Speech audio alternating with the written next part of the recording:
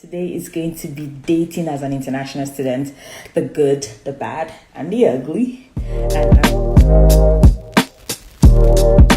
any more time, I'm going to go ahead and introduce our special guest today. Our guest today with Wind Down Winie Student World is Abimbola Iyun. How about you go ahead and tell us more about yourself? I know I did not scratch the surface in that introduction at all. My name is Abby. My full name is Abimbola Iyun, but I go by Abby. Some people call me Abimbola. Just so many names, but Abby is fine. Okay. I am now a candidate, so I defended my proposal. So now I just have to work on the dissertation itself. So I'm super excited about that. Yeah. Talking about work and balancing dating and just being a human. We're going to talk about that. Yeah. What else? I love drinking tea. So today I actually I know we're supposed to drink wine, but I had some wine yesterday and maybe the day before. So I was like, let's start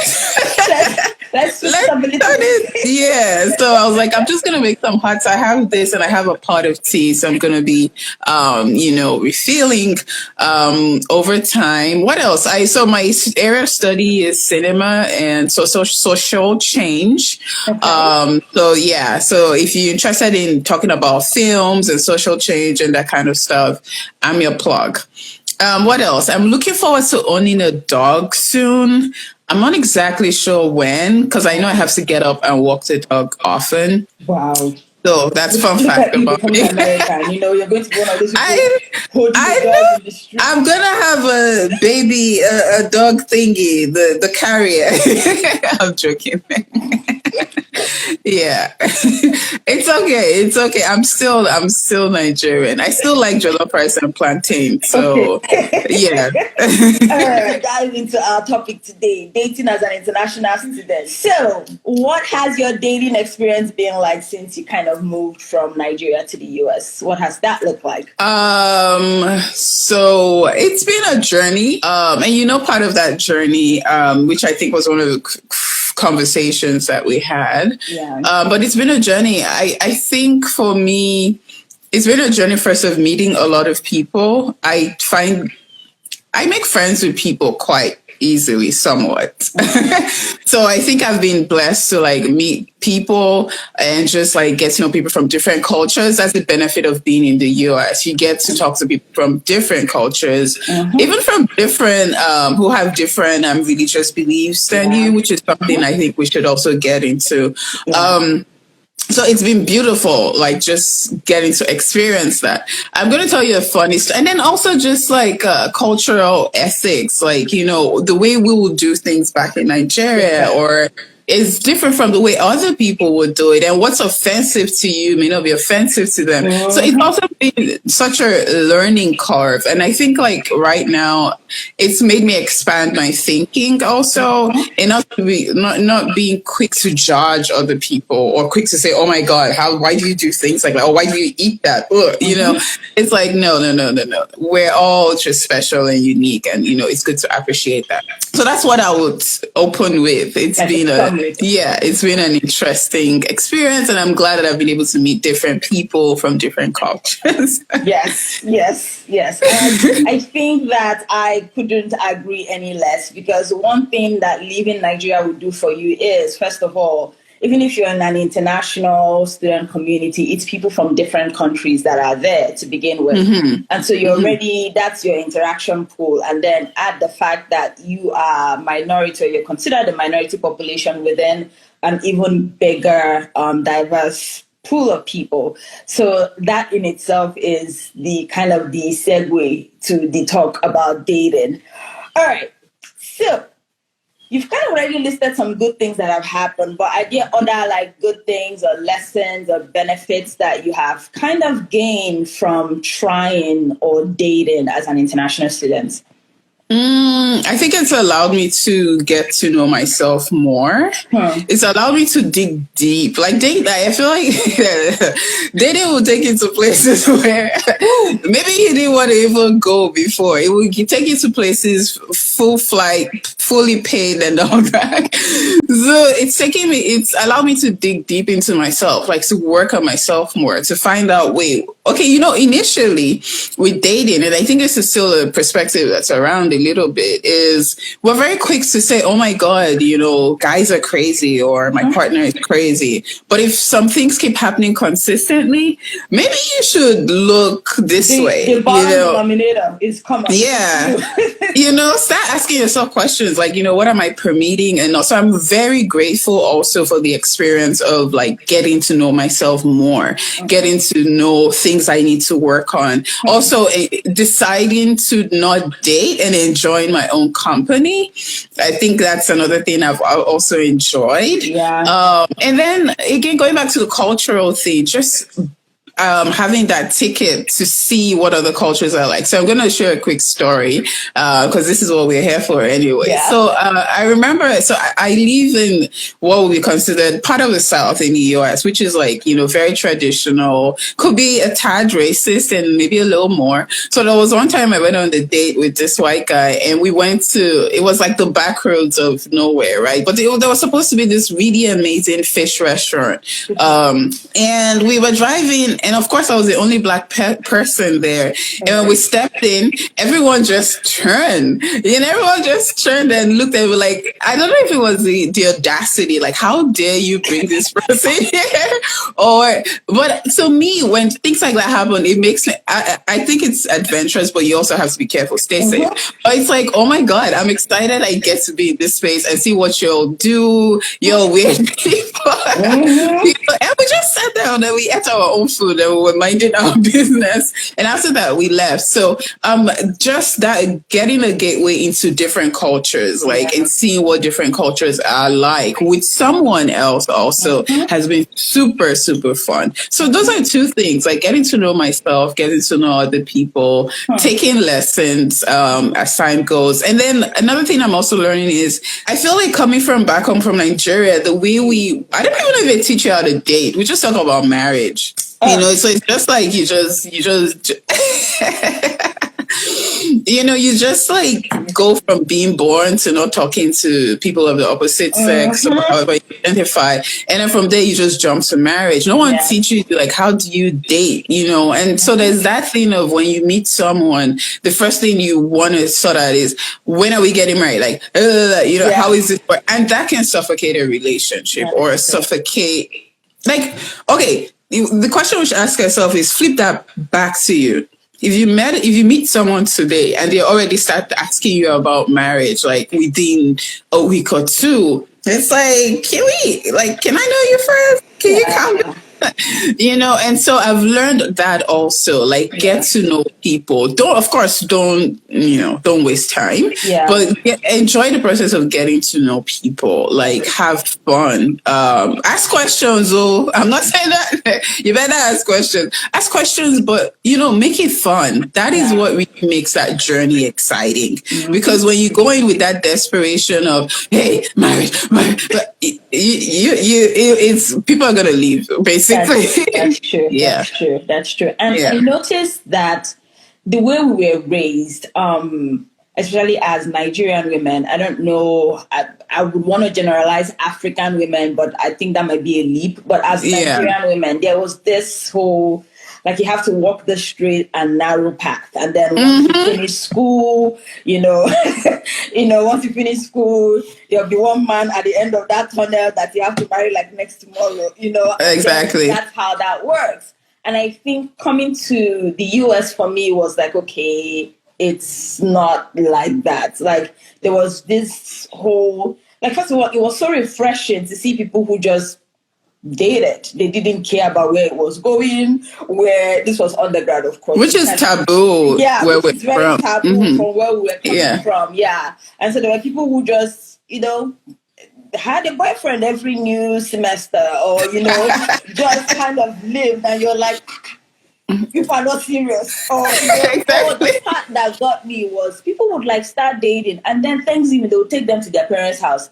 That one, I'm like, if I take anybody to Ooh. my house, you better be introducing yourself It from the better be gate. serious. The gate is Ooh. like, hi, this is this person we are planning to get married next month. Like, Yep. you don't just take someone to the house, but I saw that all those things were different here. And it was eye opening because it changed the way I thought about dating. And from what you're saying to it has changed the way you thought about Oh, dating. definitely. I mean, I Yeah. still struggle with it's like kind of like there's this there stories and ideals in your head, and even as I'm learning, there's times when I'm so scared and I'm like, but this season I'm in is like it's better to learn and be scared and just experience a new journey and grow than stick to old ways of doing things and not change. Yeah.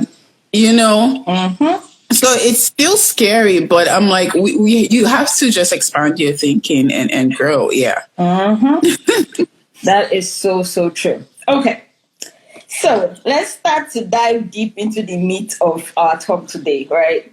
How have you dealt with the pressure to be with someone? So, like, both of us are in our, well, let me speak for myself. I don't know how old you are, I'm guessing, because you look amazing. So, I'm in my late 20s. And I think being here for as long as I've been, for example, it's like, okay, my parents don't put pressure on me, but other people and others like, should be at finish school. Should be are now working. And all those things is to be like, okay, you've checked all the boxes. What are you waiting for? How do you deal with that pressure, or what has that experience been like, especially when you're far away from home? Yeah, same with you. My parents don't put pressure on me. I mean, recently, of course, they started praying. Like when I call, like, oh, God, please find, let you. And I'm like, amen. But I've learned something, and I got this from Adora, which I think we both know. She said that the narrative you tell people is what they bring back to you. So I'm also. There's so much in owning your own story and being responsible for what's happening in your life. I'm beginning to see like the narrative I'm giving certain people, their friends, I feel like our close friends know us. They know the different parts of our life. So when you talk, you don't talk about relationship alone. And even if you do, it's out of fun, But then I've noticed like the other people who I'm not super close to, if I have that entry point where every time we hang out, we're only talking about relationship, that becomes the entry point into my life. And so every time they're always going to bring that up. Like, oh, so do you have a boyfriend now? And there was a time, okay, I'm going to use this as a frame. There was a time I was seeing someone and it didn't work. Well, there was this person who really wanted it to work out, bless her heart. And, when I decided to walk away, she was every time I'll see her, she would still keep talking about this same thing. Yeah. How is this person? I'm like, what part of I'm not talking to this person anymore? Don't you understand? Can you stop bringing that up over and over again? And even afterwards, every time I'll see this person, they will always talk about, so have you met someone? So have you met someone? So have you met? So what I decided to do is to introduce this person to different things I'm doing in my life. Like, oh, you're interested in grad school. I'm actually in grad school. So we started connecting with her. She started asking me about TOEFL and this and that. So we had other things to talk about. So I think one of the ways I deal with that is, apart from trying not to be rude, or just shutting down, is to be like, oh yeah, it's going. Oh, how about this other thing? Or ask them. My best friend told me this. Ask them something about their own life that they're working on. Like maybe they're going to school or they're going to work. Oh, how is work? How about that project you told me you were working on? Tell me more about it. And that kind of shifts the conversation. Because apart from that, you start to build some resentment for people who you're like, don't you get it? Can you just let it go? Yeah. Or, I'm just here for ice cream. Can we not talk about that? Leave me alone, please. So yeah, that's one approach. That's one way I deal with it. Sometimes I just don't entertain it. You know, if there's someone I know who is just, if there are people I know who, and I'm not in the mood to have a conversation, I'm just not going to. Like, oh yeah, great, thanks. I move on, move away, move something, right? I've not done this yet because I've used other methods. Or sometimes you can just tell people, hey, you know, every time you ask me this, it actually makes me uncomfortable. It brings my mind to think. Just let them know so that, and you'll be like, you know, if you want to pray for me, if they're spiritual people, I'll appreciate that. But please try not to bring this up every time, you know, just frame the conversation in that way. But then let's be realistic. If it's family members, you just say amen. If they're praying for you, just... When they come with it, just say amen. Or like I have an aunt in Chicago who would ask me, when she doesn't see me, she'll be like, oh, I thought you were your boyfriend's or something. And I laugh it off, you know, because family members are a little bit more difficult to deal with, especially the older aunties. Yes, it's like they are here to stay. There's nothing you can do about it. They are in your life. Yeah. But I feel that away for those aunties, though. This is my, this is a free tip, you know, especially all those, wow, is it time? Are you praying for me? They will say yes. Of course, they will say yes, that they are praying for you. Be like, auntie, have you tried fasting?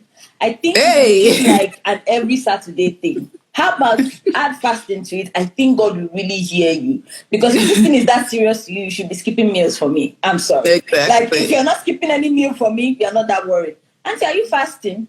God will take us more seriously. Let's start fasting more. Let you be the one to do that fast, though. I will eat, but... pray fast and pray. It will happen. I like that. Oh my God. I love that. Yeah, we eat. You're like, I've seen those like 90 days dry fasting. Auntie, do you want to join me to do it? You know, can we do together? When they see the crackers, they will let you go. Yes. But I think that it's really interesting. But the flip side to it, though, is that there's also the part where, you know, as women and, you know, people who at some point in their lives want a family, right? Like the pressure starts to, I won't say pressure, but the desire starts to be more within. The desire.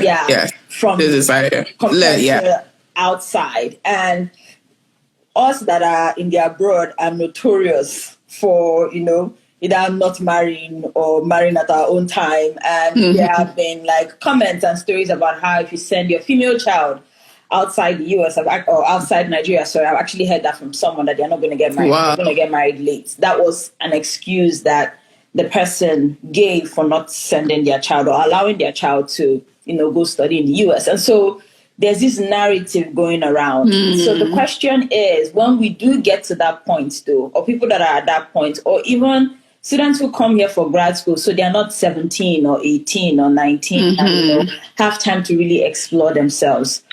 What should they be doing? How should they think about this? And how should they process it when they're at that phase where it's a real conversation that they're having within themselves? That's a very honest question. Yeah, because I like that you brought that up, because apart from people asking us, sometimes we start asking ourselves. Like, I've had moments where... I have moments all the time where, you know, I'm asking myself, or I see not just a movie, maybe I see an older couple walking down the street and I'm like, God, you know, I feel like if I still somehow and my heart is towards heaven, you know, maybe God exactly, you know, like, you know, God, come on, man, you know, because I do want something beautiful. We want peaceful homes. You want to be with someone who brings you joy, and so that happens. And I don't have any special answer apart from actually let that moment, motivate you. You know, let it motivate you. So one of the things I used to do, which I want to go back to, is I have a vision statement for like every area of my life. And when I used to actually read it out to myself every morning, I haven't done that in a long time. You know, like this is the kind of person I want to be with. So when I feel that desire, it's like, oh, you know, I can see the picture, I can see the image. And I think it starts to, you know, a lot of psychologists have actually said it starts to propel you to desiring the right people. Because I think when you come to the abroad, you meet a lot of, I will not use the word, but you meet different kinds of people. You meet a lot of frogs. You meet different kinds of people, and if you let that desire motivate you to desire the right kind of people, and to not just settle with the frogs, if that makes sense. Because you could settle with the frogs, you could go with there's a culture of dating here too. You could, and if that culture of dating works for you, go for it. But if that's not what you want, let your desire for, because you would. So one thing I've found out too is when I actually meet people, or the guys that I've met here who are like, oh my God, you're the most amazing person in the world, I wasn't trying to impress them. I was being myself. So those are moments when I go to parties, I'm like, hey, I came to this party for jollof rice. Where is it? Right? You're being goofy and funny, and you're asking questions, and people get to see you in your full glory, even without you trying hard. Yeah. And then they fall in love with you, or they like you, or whatever, right? Yeah. So I think we should also put ourselves, apart from, when we feel the desire, let it follow you and all that stuff, have fun, go out, relax. It's hard. I don't know how to say, but it's hard to relax, but you have to relax. Like, just... What I tell myself sometimes is you know what, today I like the sun, I love nature. So I just look at it, I'm like, oh my God, it's so beautiful today. I love nature. I'm going to have fun with my friends. And I let that pressure of being with someone go. And I'm telling you, most times when I've met people, it's usually those moments, because I don't care. If I want to drink a whole bottle of wine, I'm going to drink a whole bottle of wine, whatever it is. And then I'm not at that moment, I'm not under pressure to say what someone likes so they can like me back. So then we can also say the things we really stand for. So if your own thing is you want marriage, people are here who are like, I don't believe in marriage. I don't want a paper to tell me about commitment and stuff like that. You open your mouth, be like, me, I want.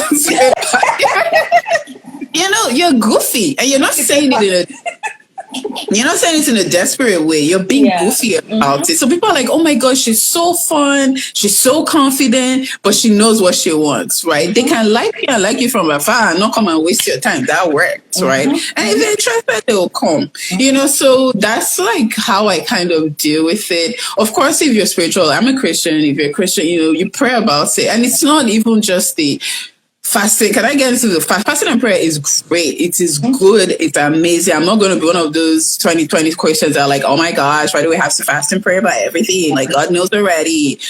It's good to fast and pray. But there's something about also speaking to God from your heart. Like, you really know and just, so when we feel that way, to have those heartfelt conversations and then talk to your friends, your close circle, those people who know you well. I have 2 close friends that we have a group chat, and we just randomly text each other like, oh my God, I'm feeling that way today again. And then we encourage each other.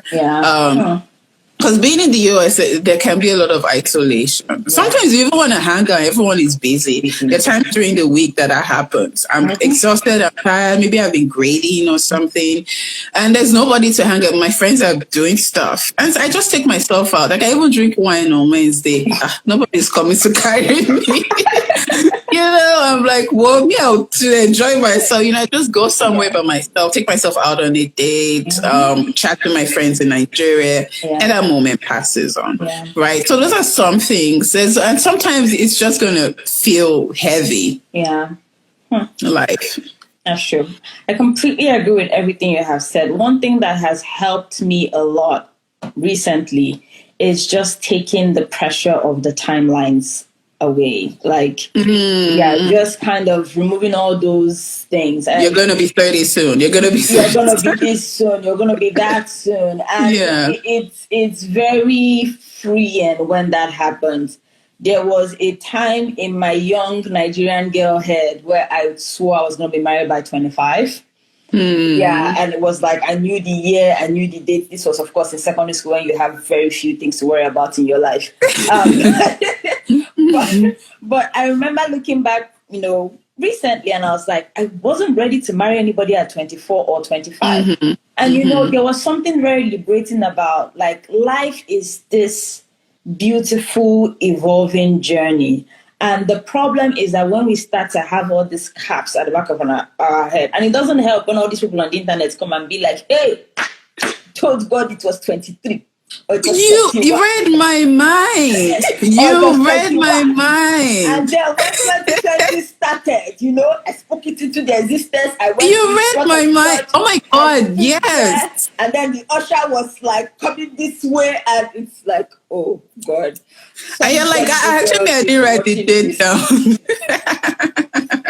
This is true. You're right. Yeah, and it has a way of, even something that I've even learning a lot recently is this process of unlearning. It's like, okay, like, why am I thinking about this part of my life this way? Why am I thinking about this part of my life this way? And can I unlearn that? Like, what's that there to unlearn? And I think that in itself is a beautiful journey, to just be like, I don't have to think this way anymore. I don't have to think this way anymore. You understand? And it really helps, not just in dating or in the way I see relationships, but in kind of like the entire, life in general. And so, yeah, I agree. I love that. Okay. All right. We've been dropping some gems here, and I'm really grateful for all the things I'm learning from you. So let me start our next question. Okay. Small pool or higher standards? What would you say is our biggest struggle? Like a small pool of people to choose from that kind of fit what we are looking for. Like, for example, I have said multiple times that, I'm open, doesn't matter who I end up with, right? Yeah. However, this was. However, I have some people from some people are like,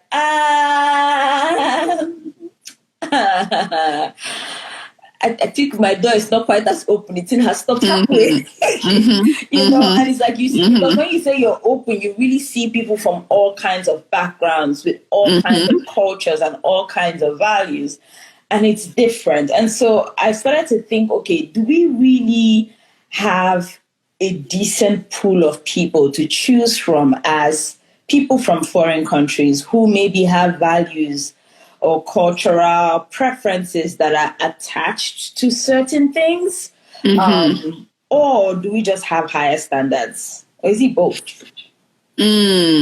I feel like we're vibing off of each other, because when in 2018, I think I was like, I'm just going to be open, and like, I'm going to have fun, and I'm going to date and learn, because that's why I've succeeded so much with my career. Is like, even when things don't work out, I keep learning and I keep going. So I'm like, just date and learn and keep going. That your emotions are not, it's not that easy, right? And then I'm like, I'm very open. Is that what it is?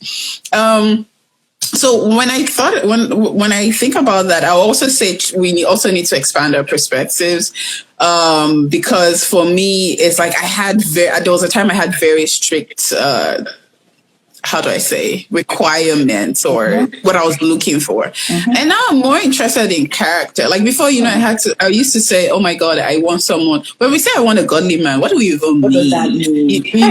I used to say I want a godly man. I want a Christian man. I've met people who identify as Christian and they're frogs. I'm sorry,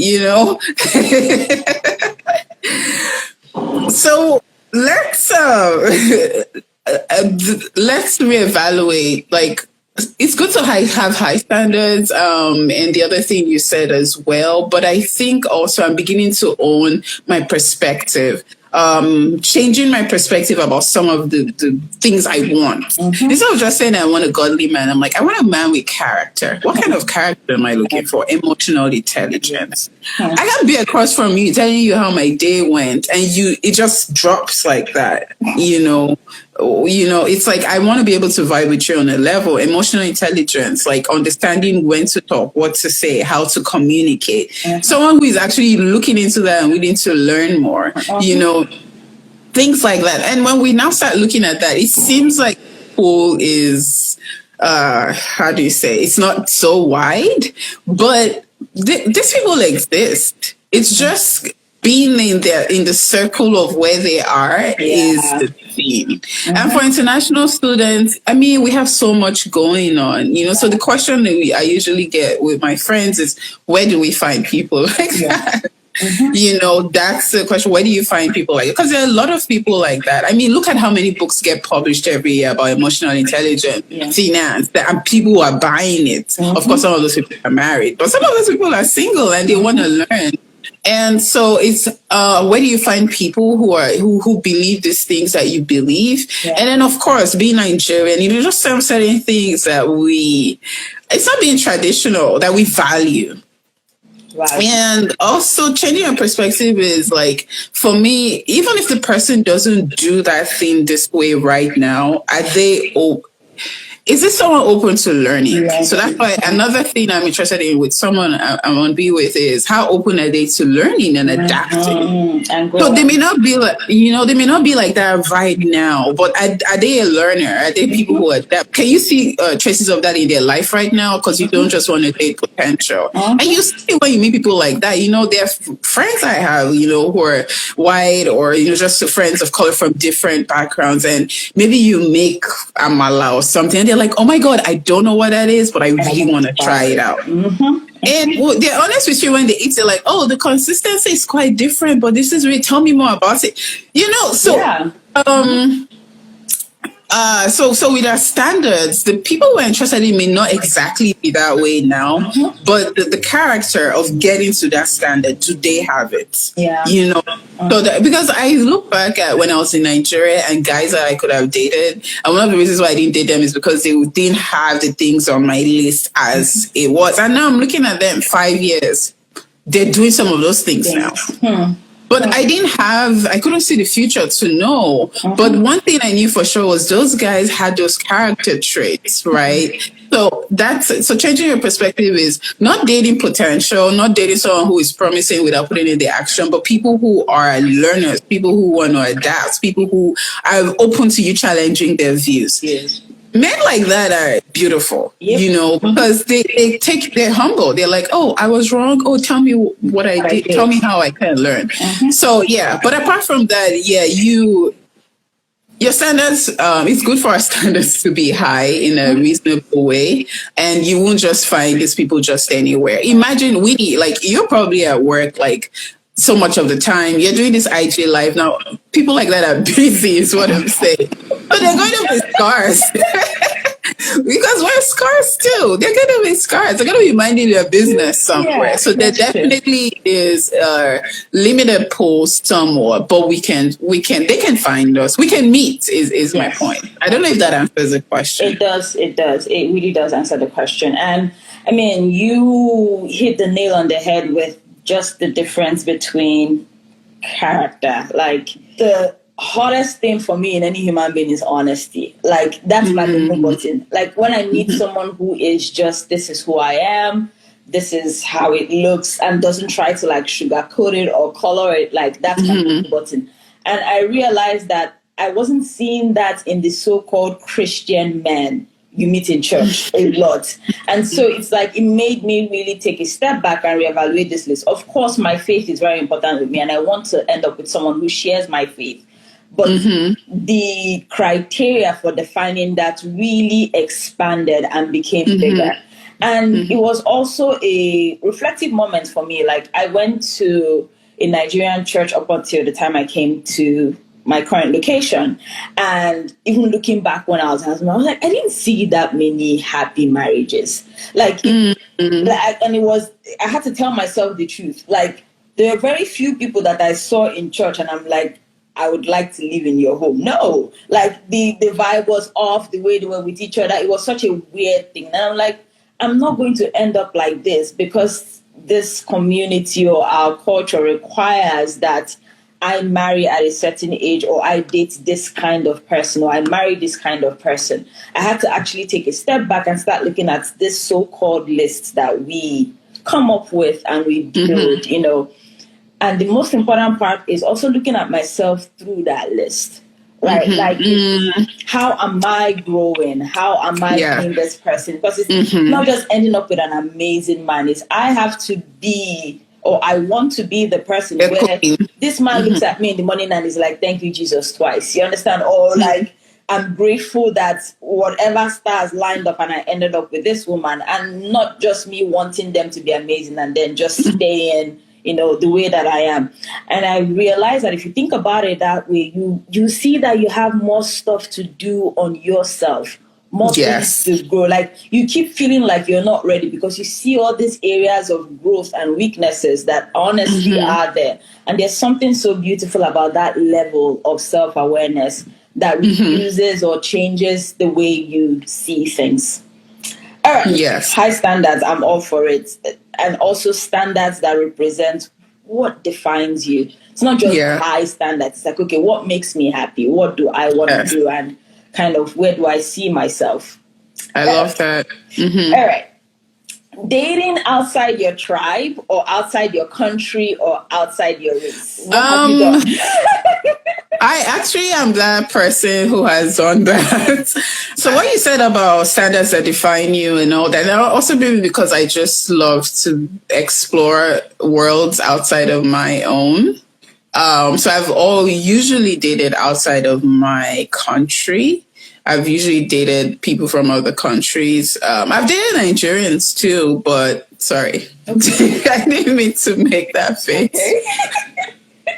Beautiful Nigerian men are beautiful people. I'm not trying to say anything, but I've not always had the best experience. And it's not to say it's because of country. I mean, either way with dating, everyone is unique. Everyone brings their own experiences to the table. It's been its own unique journey for each person. But I've dated from other countries, and there's just a lot of learning that goes on in dating. It's a learning curve, like learning how to communicate. If you're dating, so something you should know if you're dating outside of your tribe or culture or race, communication.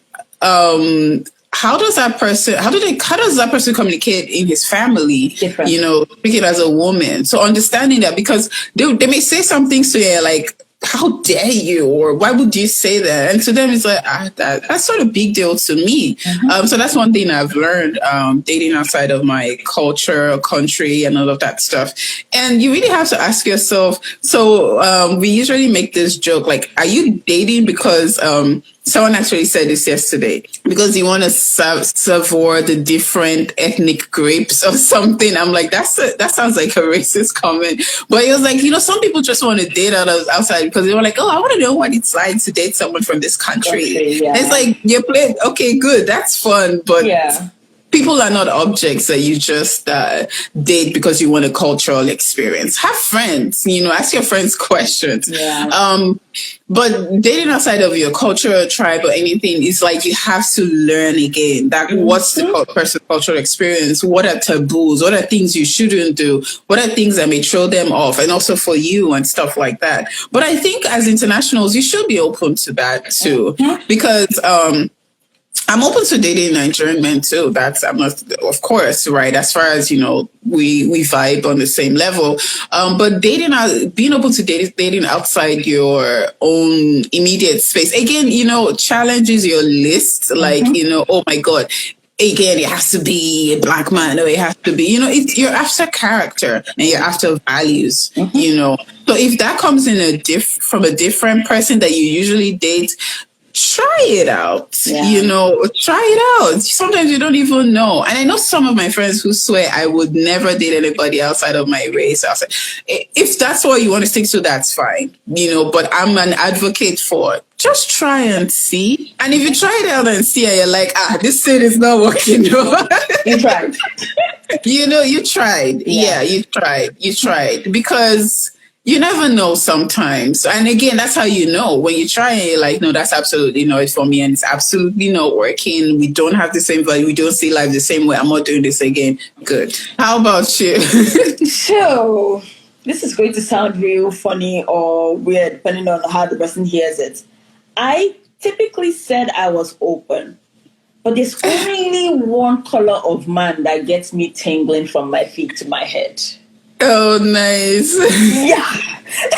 So that has always been my thing. It's like, yes, I hear you, I see you, I'm open, all that good stuff. But I noticed that if I actually ever turn my head and be like, "Ooh, that guy is fine," yes, Right. and so Yeah. I had to actually start asking myself, "Okay, is this like a mindset thing, or is this like a true? This is what I find. What you like? Yeah, what I like." I have been on like a lunch thing. I don't even know whether to call that a date with a white guy, and the entire time there, I was missing the Nigerian, The inside joke. Yeah. that. And I was like, oh, this is nice and slow. I know what you mean. I know what you It was mean. just very different. And I think that for me, it's like, okay, am I not open enough? Like, tear the openness, or is this really, who I am and what I have, what I find attractive and what I like. And so, and I mean, my parents are from different tribes, and so I was never with the mindset that I had to end up with a certain kind of man or a certain tribe of men that are made. That's the people who I've heard people actually say that in the US. And I just remember thinking, well, good luck with your single life. It's like, I must marry a guy from Oyo State. I'm like, we are in. Where will you find Oyo? I mean, Mozambique, Montana. What? Like, all right, fine. Yeah, So, yeah. like, if you're on that ship, I hope your telephone line to heaven is quite strong. You're going to need a map, Yeah. GPS, and a pointer to locate that Oyo State man or Ekiti State woman or Abia State man. More power Good luck. to you. Good luck. But I think that it's a real conversation. And what I have found is, I haven't had this personal experience.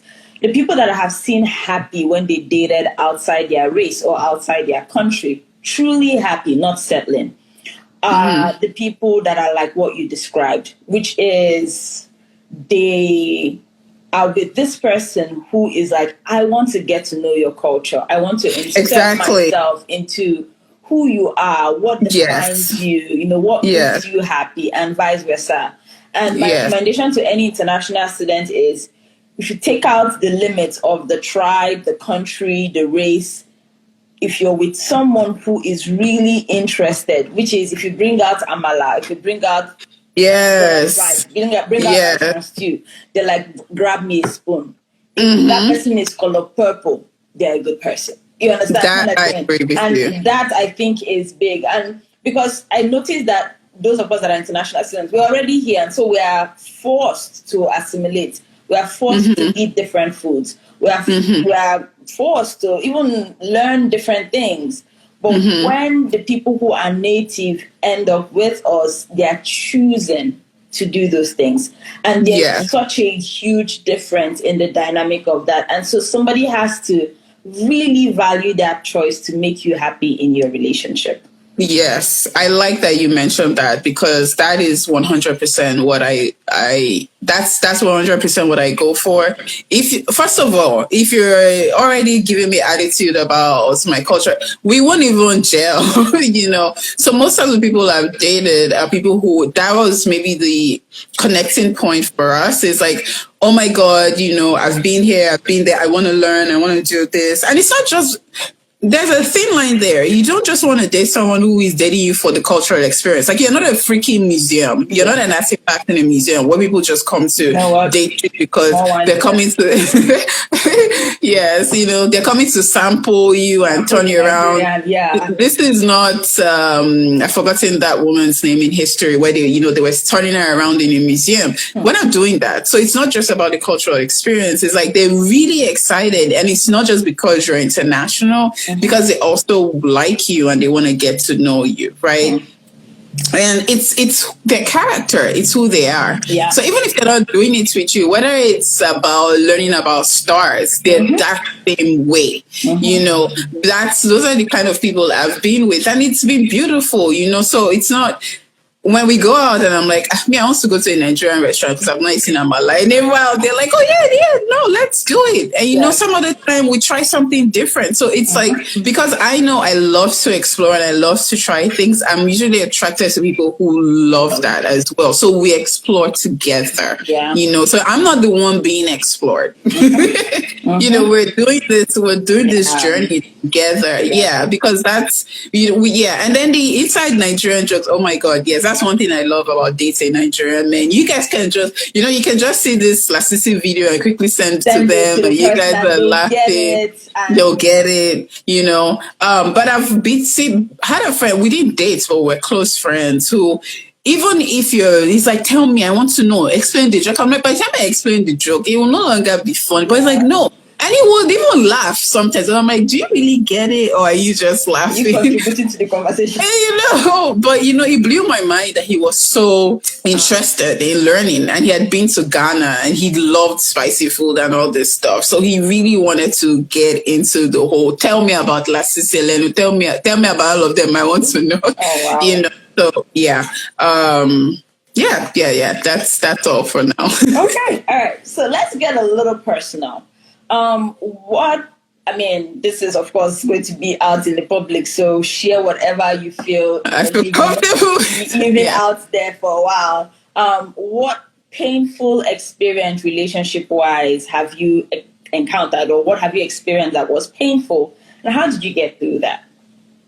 So the most painful one, I shared one with you personally, but I'm not even sure. I don't think that's the most painful one, because the one I shared with you before this chat, it was a quick turnaround. I was like, yeah, not working, moving on, bye. Okay, I'm sad a little bit, but okay, bye. But the most painful one was, someone I met who I actually, what you said about honesty, I actually thought this person was serious and really interested. And I don't know if they were or they weren't, but, I really committed in my mind to like making it work, and I've learned when you meet someone, try to relax, when your emotions are going, do other things, hang out with the person, but do other things. So you're not just putting all of that energy on that one person at once, until you really know what they're up to. About, yeah.